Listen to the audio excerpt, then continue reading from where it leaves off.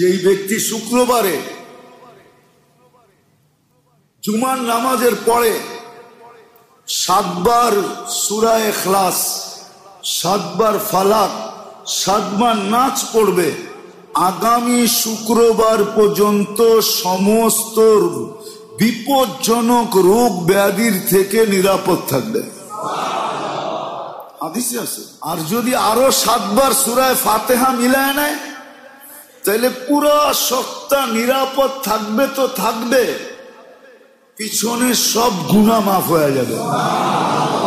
কাফারাতুজ যুনুব।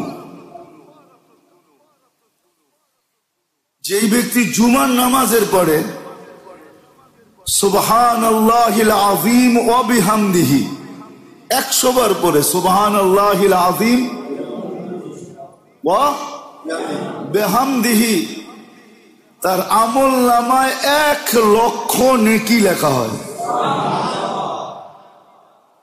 কি পারবেন এক সপ্তাহে 1 লক্ষ গুনাহ করতে?